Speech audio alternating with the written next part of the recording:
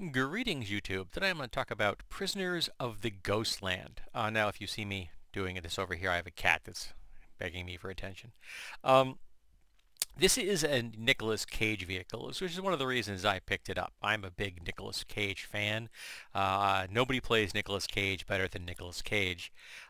And I still think that we will be seeing a video after his passing where he will reveal to the world that he has actually been playing a character for his entire film career. I'm actually convinced that his entire film career is a piece of performance art.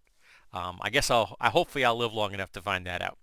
Um, and this film, this film is wild and wacky. It is, it is a dystopian cowboy samurai fever dream.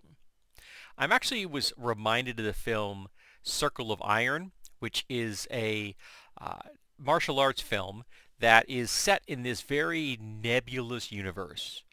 The setting is unimportant. What is important in the film is the interaction between the characters.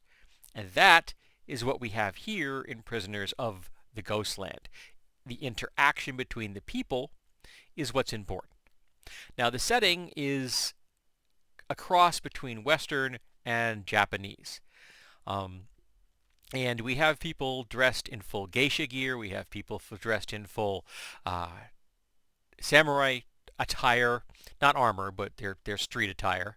And we have people dressed in full cowboy attire. And the ethnicity of the folks they're wearing these different forms of clothing is indistinct. It's unimportant. We have Caucasian geishas and we have Asian cowboys.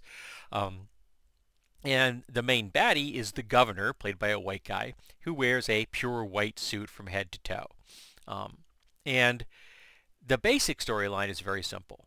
He's got a granddaughter, and I say granddaughter very loosely because he's essentially just picked her off the street and took her in. And there is definitely the hint that she has been used by him. It is never said overtly, but the implication is fairly obvious if you know what to look for. And she has run away, and in the process of running away, gets kidnapped.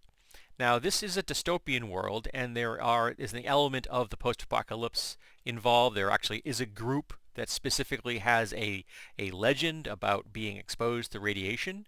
And because of this, they are burn scarred, essentially ghouls, like Fallout 4 ghouls. And but there are still cities. There are at least the main city that the story takes place in, which the governor controls, and the outlying area, which he also seems to have control over. But they have electricity, they have running water, they have a banking systems and things. So it's a functioning city, but out there in the wastelands, it's a wasteland. And when one of the main characters, the granddaughter, she goes to leave with two of her compatriots. Two of them, the two compatriots mention that they have never been outside the geisha house. So this is some real dystopian stuff. These women have been kept inside a building for their entire lives, raised for this role, which is twisted. And one of the things I liked about this is Nicolas Cage is playing the man with no name because he has no name. He is just the hero. That's how they refer to him.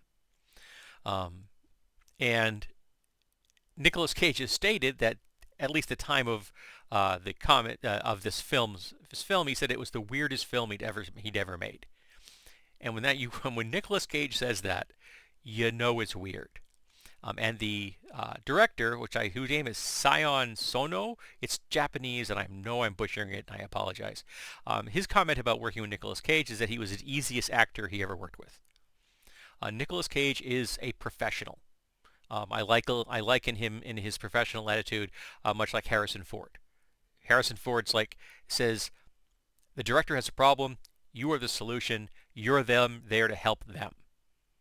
And he does what he can to make sure that the vehicle he's in gets across the finish line in the way it's supposed to. And that's what Nicolas Cage does. This film has got action, It's got some humor, but it's got violence and gore. The humor is dark.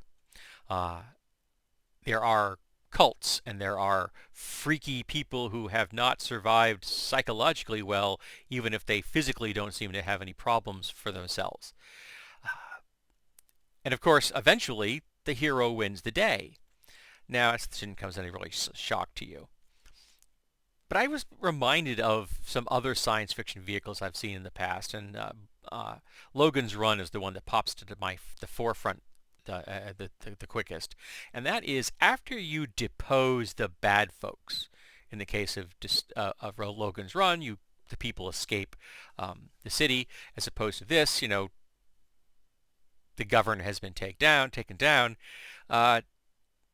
And by the way, if you think that's a spoiler, it isn't. He's the bad guy. That's what happens to bad guys in Westerns. They're all jubilant and everything, but I'm thinking to myself, what happens next? Because you need a new government. Because people work together better than they do alone, and people enjoy some structure to a degree, even if they may disagree about how much structure or what that structure should be. But this is in the immediate aftermath of this.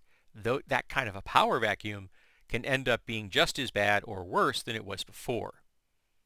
So and no one planned this. So there's no one to step in and say, hey, this is what we should do. This is how we're going to become a democracy. No, there's just a power vacuum. So I always feel bad for the folks that are in these kind of films, because whatever happens next is probably not going to be a lot of fun. But this is an R-rated fairy tale. It's just set on the backgrounds of a dystopian post-apocalyptic world. And if you're the kind of person that likes that, you like big, broad storylines, and you like bombastic characters and absurd situations, and uneven levels of technology. Some people living literally like in junkyards, while others are driving vehicles that look like they're brand new. Of course, when they made the film, they were using contemporary vehicles that they did nothing to change. So they're driving vehicles around that look just like they would today. Didn't Mad Max them at all. They just let them use the vehicles. So yes, it's like I said, the world building is what you'd call somewhat porous. But I'm okay with that. I had fun watching it. It wasn't a film that I know my wife was going to be interested in, so I watched it when she was visiting some friends. But yeah, if you like Nicolas Cage and you like his over-the-top stuff, and you want to see a film that he himself says is the weirdest thing he's ever done, yeah, go out and get yourself a copy or stream Prisoners of the Ghostland.